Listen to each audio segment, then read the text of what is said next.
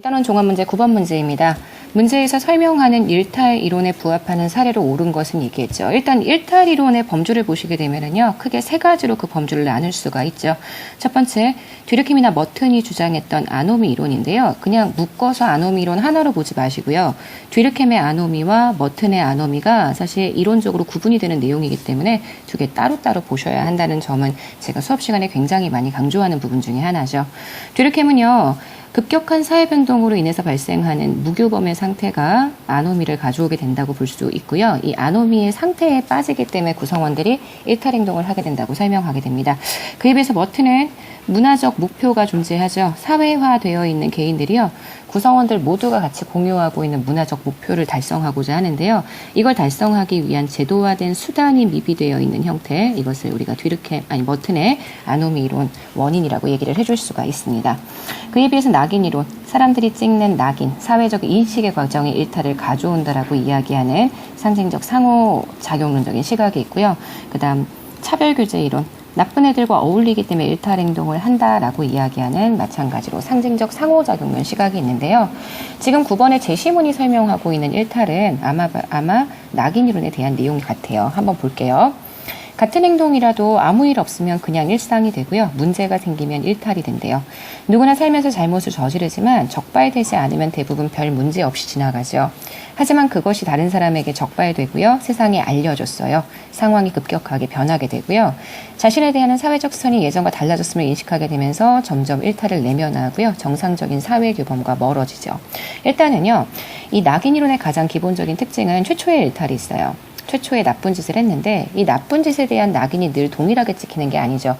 사회적으로 좀 더 낙인이 잘 찍히는 사람이 있고요. 낙인이 좀 덜 찍히는 사람이 있죠. 일단 낙인이 찍혔다고 쳐봅시다. 낙인이 찍혔으면은요, 이 낙인 찍힌 사람은 그 낙인을 스스로 내면하면서 스스로가 일탈자라고 생각을 하게 되죠.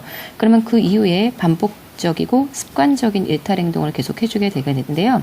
이 반복적이고 습관적인 일탈을 우리가 2차적 일탈이라고 표현을 해주게 됩니다.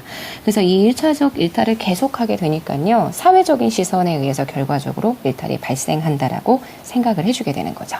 자, 1번부터 가볼게요. 경로사상이 있어요. 사회적인 제도이자 구조죠. 이 사회 구조 또는 제도가요, 퇴조하게 됐어요. 다시 얘기해서 변화하는 사회에서 역할을 못하는 거죠. 다시 얘기해서 규범이라는 부분이 약간 혼란스럽거나 역할을 제대로 못하는 상황이 발생한 건데요. 자, 이렇게 규범이 역할을 제대로 못하는 상황에서 노인에게 폭언이나 폭행을 가하는 사건이 늘어난다. 요거는요, 전형적인 듀르켐의 아노미 이론에 대한 내용인 것 같습니다. 듀르켐의 아노미는 사회가 급격하게 변동하면서요, 규범이 자신의 역할을 하지 못할 때 일탈이 발생한다고 봤기 때문에 경로사상의 퇴조라는 게 현재 일탈을 유발시킨다고 보는 거니까 기능론적인 일탈 이론 중에 하나인 아노미 이론으로 볼 수 있고요. 자, 2번이에요. 실직 가정이 돈을 벌고 싶었나 봐요. 일확천금을 꿈꿨어요. 요거는 문화적으로 인정되고 있는 목표죠. 누구나 돈을 벌고 싶어 하는데요. 그러려면 사실은 사회적인 수단으로 열심히 일하는 방법들을 선택해야 되겠죠. 하지만 도박판에 뛰어들었다? 그러면 제도화된 수단을 제대로 사용하지 못하고 있는 거라고 이야기를 해줄 수 있기 때문에 그런 경우 남은 재산을 모두 탕진하게 된다면 이거는 머튼의 아노미 상태에 빠지게 된 것이다. 이렇게 정리를 해줄 수가 있습니다. 이것도 마찬가지로 기능론적인 일탈 이론이 되겠죠. 교도소에서 소매치기 기술을 배운 전과자가요, 출소 후에 길거리에서 다른 사람의 지갑을 훔치대요. 지금 일탈적 하위 집단, 나쁜 애들과 어울렸어요. 일탈적인 하위 집단에게 새로운 기술을 습득했다, 교제가 이루어졌다라고 이야기해 줄 수 있죠. 그럼 나쁜 애들과 교제해서 현재 일탈 행동을 한다라고 보는 거니까 차별교제 이론에 대한 내용이고요. 4번이에요. 부유층 아이들의 싸움은 자연스러워요. 하지만 빈민층 아이의 싸움은 비행으로 가는 과정. 똑같이 싸움이라는 행동을 했어요.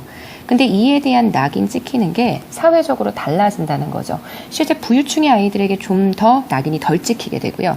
빈민층의 아이들에게 낙인이 더 많이 찍힌다라고 이야기한다면 이건 낙인 자체를 규정하는 기준이 상대적이라는 걸 볼 수가 있는 거고요.